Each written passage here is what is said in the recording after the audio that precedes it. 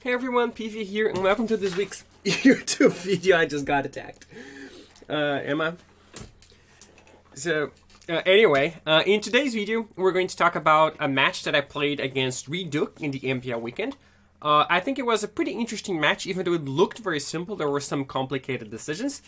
I'm playing Sultai Ultimatum, which is a deck that I've been playing standard for quite a while now. And Reid is playing the Gruul Magda deck, which is a version of Gruul that has, Asika's Chariot and Magda and some more cheaper creatures to try to leverage this Chariot ability.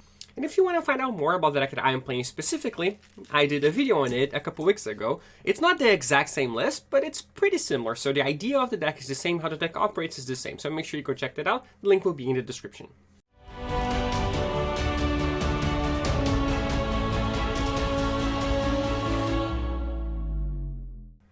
So the start of the game is pretty straightforward. This hand is bad, so I mulligan it. And then this hand I'm going to keep. I have to ditch one of the lands. Alright, and I think the Fable Passage is just clearly the worst land here because I only have 3 lands. So I'm not sure if it's going to be on or not. I would rather just have the untapped land. I have all my colors and so on. Here again, just play Temple. I can choose to keep the Extinction Event or not. I think it's generally going to be pretty good here. This deck has a lot of very small creatures and I already had the Overflow Haven to accelerate into it. So I think it's good to keep. And then Reid goes and plays a Magda on turn 2. Right, we'll get to that.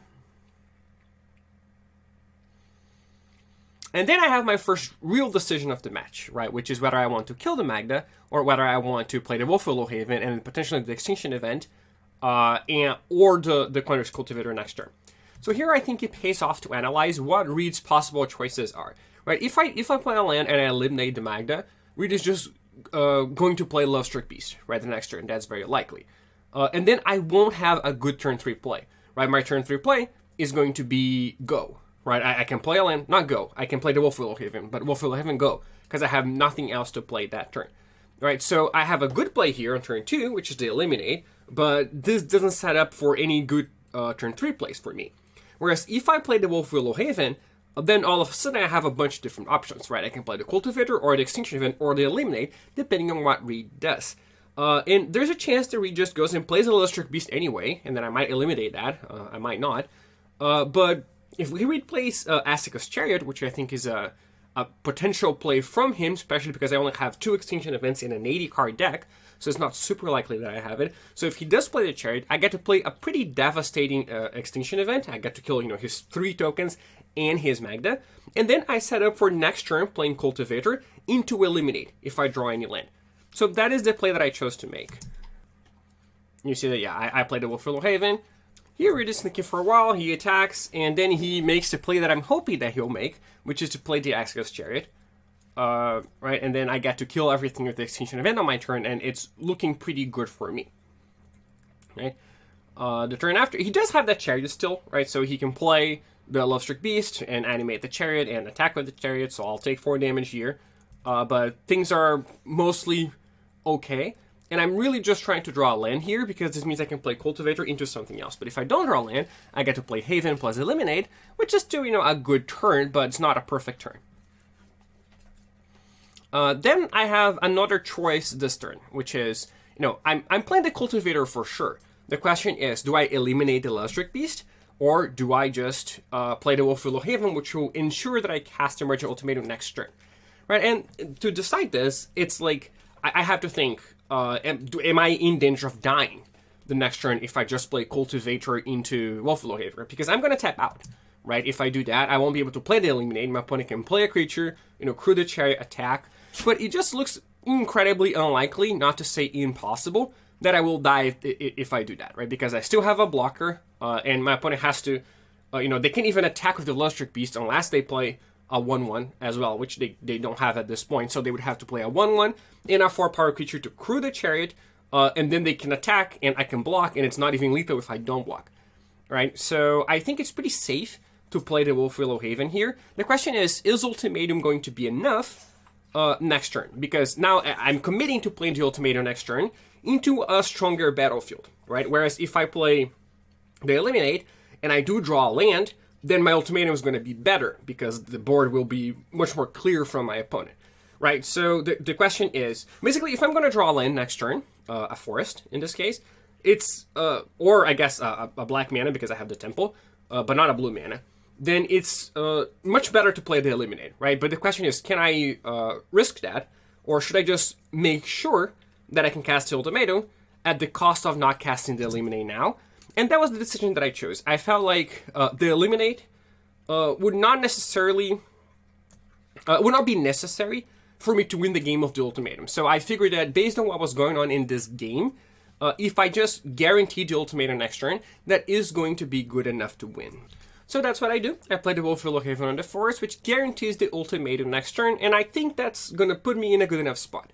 In Reid's turn, he plays Magda, and then he uses Magda and Lustrous Beast to crew the Chariot, right? And that is something that you can do. Even though the Chariot crews for 4, you can crew it with excess creatures, right? You can even crew it more than once in the same turn, even if it's already a creature. So he just got to tap his Magda for free, basically. And what that meant was that he got a treasure token, and then by attacking with the Chariot, he gets another treasure token. So, in this spot, he has access to 4 mana. And then before combat, Reid plays another land, right? So he has access to 5 mana here, which means he can play Embercleave, alright, because he's going to copy the treasure. Again, this is double red, +3, plus the attacking Chariot. So here I have a choice, right? And then whether I want to block or not. And the question becomes interesting once you start considering what is going to happen in my next turn. Because what is my Ultimatum going to be? Right, and I'm thinking, if I get Vorinclex, Epiphany, and Kiora Best to See God, then I'm in a spot where Reid cannot give me Vorinclex and Epiphany, because I have lethal damage in play, right? I attack for 9, and then I attack for 11, which is more than enough to kill him, if I get this extra turn. So this rules out the possibility of him giving me those 2 cards, which means he has to give me either Vorinclex and Kiora, which means I tap everything and probably win the game, or Kiora and Epiphany, which means I win the game anyway. Right, so if I don't block here, I have basically guaranteed lethal next turn, or next turn-ish. But the main problem here, it was twofold. First, Reid has access to 5 mana. He can just not play Embercleave and play a creature, and then all of a sudden I can kill him anyway. The second problem is that if he does have Embercleave, I will be taking 10 damage here, going down to 2 life. And even though I almost lock up a win with my Ultimatum next turn, I don't literally win next turn.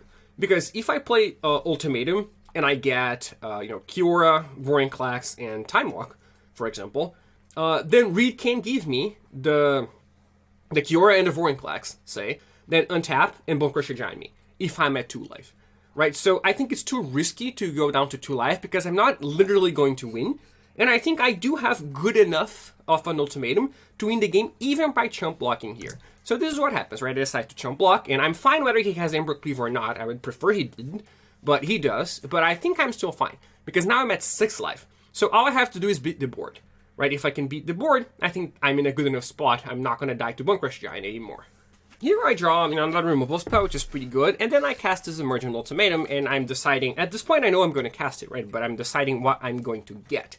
And the big question for me is, if I get Time Walk and Vorinclex, alright, well, I assume if I get Kiora, Time Walk, and Vorinclex, he will not give me the Kiora, because the Kiora is the best card in that spot, right? Because Kiora with either Vorinclex or Epiphany ensures a second chapter, which means I'm just not going to die, or it's extremely unlikely that I die if all his creatures are tapped. So it's not going to give me that. He's going to give me Vorinclex and Epiphany. Is that good enough? Well, it's not enough damage to kill him, right? Because I attack for 6 and then for 8 I attack for 14, and he's at 17. So he doesn't literally win me the game. It does put him in a good spot, though, because I have these 2 removal spells in my hand, right? So I'm going to attack, and then next turn, I'm going to, I'm going to get a turn, because I'm getting the Epiphany. No. And then next turn, I'm going to attack with something, and I have 2 removal spells. So I can remove both his creatures. He can, activate the Chariot, but not Embercleave it, or I can just remove the Lustrous Beast, and then if he does activate the Chariot, I can kill that. If he doesn't, I can kill the Magda. So I have a lot of different possible options to make sure that I don't die next turn. And this is what I do, right? And this is something that I think you should be thinking about before you even cast your Ultimatum, if you have the time, or, during the Ultimatum. It's not just grab 3 random cards, right? You have to understand where the game is going from here, what your opponent is likely to give you. In this spot, I knew he was very likely to give me the Vorinclex and the Epiphany, right? Which is why I searched for these 3 cards. The Kiora got shuffled back. And then I got in a spot where I get to attack and untap and play an extra turn. Right, and here I can attack with some stuff. I don't even have to attack. I can leave a bird back in case something disastrous happens, right? Or I can just block the Magda depending on what's happening, but I'm not even going to let that attack. I draw another removal spell. I can only cast 2, so it doesn't really matter. But yeah, this is basically an unwinnable position from him, I think, unless something goes disastrously wrong. Because if he does play a creature and animates the Chariot, I can kill the Chariot. If he doesn't, I can kill the Magda, and he just doesn't really have any attacks. So this is what happens here, right? He Ember Cleaves the Magda, and then I just kill it pre-combat. He can't even crit the Chariot, and then he's dead. So this game was, not super straight. It was relatively straightforward, but there were still a couple of interesting decisions that I felt were worth talking about. So Sideboarding versus Gruul, take out some of the expensive cards, take out some of the counter spells, add the Gargaroths, and now your removal. And that's basically it, right? The Vorinclex was good in game 1 for me, but this doesn't mean I won it. Right, because I think most of the time you don't need it to win. If you just get a Gargaroth, it's going to be good enough if you get a Gargaroth instead of Vorinclex. Vorinclex is better versus the Chrome War specifically because it stops it from getting a counter, right? So they can't Chrome War a Vorinclex. But I think you just can't have this many expensive cards in your deck when the main way you lose the game is just by being run over. Right, so I think it's still not worth having the Vorinclex in this particular matchup, even though it is okay in some spots. So again, we start with a mulligan, Reid mulligan as well. And here it's I think, clear that I want to get rid of a mana source, right? I want to keep the Eliminate, I want to keep the Ultimatum because it's the only thing I have going. And even though with some hands, the Ultimatum would be pretty good, right? It would be better than a land in some spots. In this spot, I already have turn 2 play, right? I want to play Eliminate on turn 2 and Cultivate on turn 3.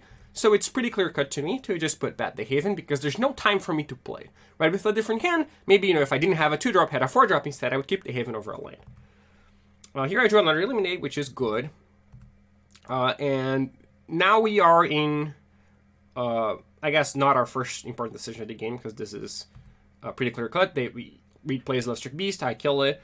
And then we reach our first major decision point, right? Which is whether we have 3 options. We can play the Cultivate, we can play the Eliminate, we're not going to do that, right? So we basically have 2 options. We can play the Cultivate, or we can just keep up the Warrior Disruption. And my choice was to keep up the Warrior Disruption here, because I believe that I will have time to cast this Cultivate anyway, right? Because I'm not accelerating into anything on turn 5 here. I don't have a Gargaroth, right? I don't have a 6 mana card that I want to play, or a Shadow's Verdict or something. I have nothing. So the card I'm trying to accelerate into costs 7. So at that point, it doesn't matter if I play Cultivate on turn 3, 4, or 5, right? I can still just play the Cultivate on turn 5 and accelerate into Ultimatum anyway. So my idea here is that I'm just going to play the Island, and if Reid plays Azteca's Chariot, I will do Warrior Disruption. If Reid plays something cheaper, I will just kill it with Eliminate. So I'm fine either way, and I don't lose anything by not casting the Cultivate, unless I specifically draw Gargaroth. Here Reid plays, he plays a 2-drop, right, so I can't Disruption it. I can Eliminate it. I don't necessarily have to, because I could just eliminate it the following turn and then play the Disruption as well, right? I have access to 4 lands the next turn, but I don't know what I'm going to draw, and I might want to play this Cultivate the next turn, right? Because depending on what I draw, I will want to be, I have a play for next turn, so I'm going to set up this acceleration already. So I think it's good to just eliminate the Daring Rock Knight immediately here. And then I'm, again, faced with the same decision, right? Do I want to just play the Disruption tapped and then play the Cultivate and basically guarantee the Ultimatum the turn after? Or I can wait. And I decide to wait because I figure the worst that can happen is next turn I'm going to play the Cultivate and play the Disruption tapped, right? And that's already going to guarantee me the 7 land on turn 6 for Ultimatum. But the best that can happen is that Reid plays, a Goldspan Dragon. I can counter it. Then I can play Cultivate and still keep Heartless Act mana. And yeah, I'm a mana off from Emergent Ultimatum at that point. But I think it's fine because Reid has a 1/1 in play. This is this scenario. And I have a Heartless Act in my hand for his next creature. Right? So in a spot like this, I'm pretty comfortable whatever happens. And then if he plays, if I don't Disruption anything in a spot like this, I can simply just play the Disruption as a land. Here he plays Innkeeper and Bonecrusher Giant, and again I have a choice, right? I can counter the Bonecrusher Giant with the Disruption. I can simply kill the Bonecrusher Giant with the Heartless Act, or I can do nothing. And I think countering it is good enough here. The counter spell is not going to get much better than that. I would rather keep the Heartless Act. And the important thing is that I can still play the Cultivate and keep 2 mana up, right? I can play Cultivate, play a land, and Heartless Act something. So if he plays Dragon, which is, his haste creature, the most threatening creature, the Goldspan Dragon, I can Heartless Act that. And which is why I don't Heartless Act the Innkeeper, because I don't think the Innkeeper is really doing anything in a spot like this, right? I don't care that Reid is drawing extra cards. I think this is a mistake that people make a lot with the Ultimatum deck, because normally Innkeeper is very threatening, right? You're playing a deck like Rogues. It's super threatening, right? They're just going to draw a bunch of cards and outcard you. But Sultai is not interested in fighting in this angle. It doesn't matter how many cards they draw. All it matters is that you survive to resolve your 7-drop. If you resolve Ultimatum, that is worth 10 cards from them, right? It's worth any number of cards. So you're not worried about the Innkeeper. Yeah, if it looks like they have a clunky hand that they're trying to draw into something, then maybe you can kill the Innkeeper, right? If you think the game's going to go long and grindy. But this game, I already have the Ultimatum. I already have the Cultivate. All I need is 1 land. So I think I don't have to kill this Innkeeper at all. I don't have to worry about it. I can just kill whatever creature is going to kill me. So here I draw another Jewelry Disruption. And now, again, I have a choice, right? I can play an untapped land and Heartless Act something. Or I can, and keep Heartless Act and Jewelry Disruption in my hand, right? So I have the option of doing either of those. Or I can play the Jewelry Disruption and guarantee the Ultimatum the very next turn, which is what I decide to do. Because I think at this point, I've managed to stall the game for long enough that there's nothing my opponent is going to do that's going to be super threatening. Right? The worst they can do is, again, Goldspan Dragon, and yeah, I'm going to take 6 damage. Right? And that's going to be it. So at this point, I'm feeling like I don't have to have the Jewelry Disruption anymore. I can just play it as a land to ensure the Ultimatum. And this is a similar spot to where we were in the first game. Right? It's like, is this Ultimatum good enough that I should do everything in my power to make sure that I can cast it? Or am I in a spot where I need something else on top of casting the Ultimatum? And I didn't think I needed anything else. I thought this Ultimatum was going to be good enough here. And here I cast the Ultimatum, and honestly, it doesn't really seem to matter what I get. I think in this point, Reid just has nothing in play. I'm at such a high life total that whatever I get is going to be good. The biggest concern that I had is I don't want to lose to a removal spell or a Necron War, right? Because I know that Reid has a Necron War in his deck, and I know that he also has Perforous Intervention. So if I get something like a Gargoth, if that is my plan to get a Gargoth, then that can just get interventioned or stolen, and I'll be in trouble. So ideally, I don't want to, give him this win condition, so to speak. So what I do is I get Epiphany, Valki, and Cura Bastasy God. Any 2 of which I think put me in an incredible spot, right? The Valki is just going to grow too big. Obviously, if I get Valki and 2 tokens, then I can, draw a bunch of cards and probably win the game here. If I get the Kiora and 2 tokens, I get to just kill Reid, because everything will be tapped. I'm going to steal something. All right, and if I get the Kiora and the Valki, then I can maybe remove a creature and still have the 8/8 left to block. It becomes very hard for Valki to be attacked. Or I can just up Valki, and then it will never die, and I have this great blocker.